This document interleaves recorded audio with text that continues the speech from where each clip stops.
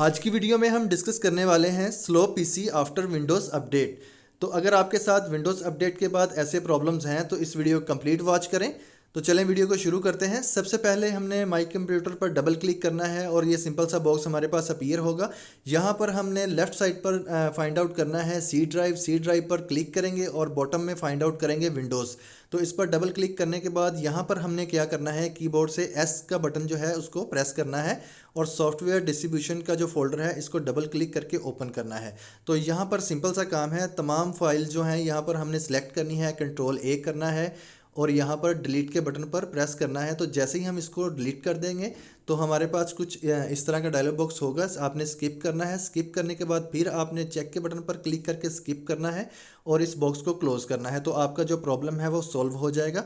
इसके बाद आपने क्या करना है, रन कमांड में आना है और यहाँ पर आपने टाइप करना है क्लीन mgr।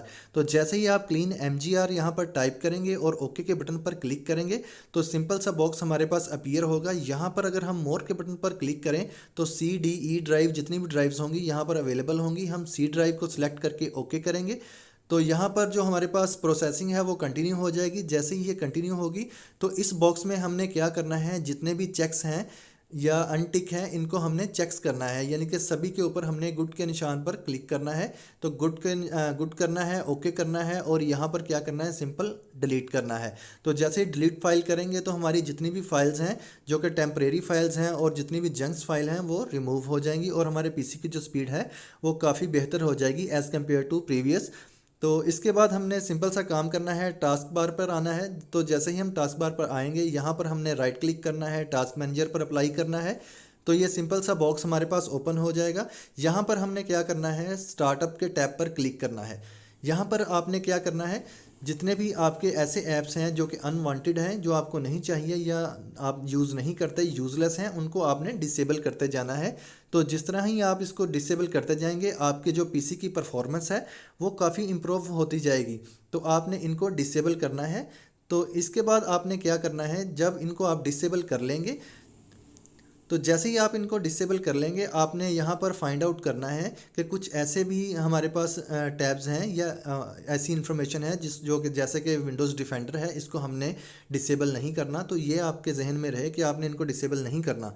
तो यहाँ पर हमने क्या करना है, सर्च में आना है या सर्च में रन कमांड में आना है। रन कमांड में आने के बाद यहाँ पर आपने क्या करना है, कंट्रोल अपडेट टाइप करना है। जैसे ही आप कंट्रोल अपडेट टाइप करके ओके के बटन पर प्रेस करेंगे तो ये बॉक्स हमारे पास ओपन हो जाएगा, यानी कि अपीयर होगा। यहाँ पर हमने क्या करना है, लेफ़्ट साइड पर हमने फाइंड आउट करना है ट्रबल शूट। तो लेफ़्ट साइड पर अगर हम देखें तो ट्रबल शूट है, इसके ऊपर क्लिक करेंगे तो एक सिंपल सा बॉक्स ओपन होगा। यहाँ पर हमने एडिशनल ट्रबल शूटर्स के ऊपर क्लिक करना है। तो यहाँ पर जितनी भी विंडोज़ की ट्रबल शूटर्स हैं वो अवेलेबल हैं। यहाँ पर हमने लेफ़्ट साइड पर विंडोज़ अपडेट ट्रबल शूटर के ऊपर क्लिक करना है, रन द ट्रबल शूटर करना है। तो जैसे ही हम इसके ऊपर क्लिक करेंगे तो प्रोसेसिंग जो है वो ऑटोमेटिकली कंटिन्यू होगी। आपने कुछ भी नहीं करना, आपने जस्ट नेक्स्ट के बटन पर क्लिक करना है और आपके विंडोज़ का जो भी प्रॉब्लम है वो सॉल्व हो जाएगा। तो इस तरह आप इसको ट्रबल शूट कर सकते हैं। इसके बाद आपने क्या करना है, सर्च में आना है। सर्च में आने के बाद यहाँ पर छोटी सी कमांड है, CMD टाइप करना है, रन एज ए एडमिनिस्ट्रेटिव के ऊपर हमने क्लिक करना है। तो जैसे ही हम इसके ऊपर क्लिक करेंगे तो ये ब्लैक विंडो हमारे पास ओपन हो जाएगी। तो यहाँ हमने क्या करना है, यहाँ पर एक छोटी सी कमांड टाइप करनी है, SFC/scanno। तो जैसे ही हम ये टाइप करेंगे और इंटर के बटन पर प्रेस करेंगे तो हमारी जो प्रोसेसिंग है, यानी कि जो विंडोज़ की जो करप्ट फाइल्स हैं वो रिपेयर हो जाएंगी और हमारी विंडो की जो परफॉर्मेंस है वो काफ़ी बेहतर हो जाएगी एज़ कम्पेयर टू प्रीवियस। इस सेटिंग को आप ज़रूर कर लीजिएगा, ये बहुत ही बेहतरीन सेटिंग है। इसको मतलब जब भी आप करेंगे तो इससे 15 से 20 मिनट लगेंगे इसके प्रोसेसिंग को। तो हम इसको यहीं पे स्टॉप करते हैं। आप जब भी कीजिएगा तो आप यहाँ पर इसको 15 से 20 मिनट ज़रूर दीजिएगा तो आपकी फ़ाइल रिपेयर हो जाएंगी। इसके बाद आपने सिंपल सा काम करना है, अपने पीसी को रीस्टार्ट करना है।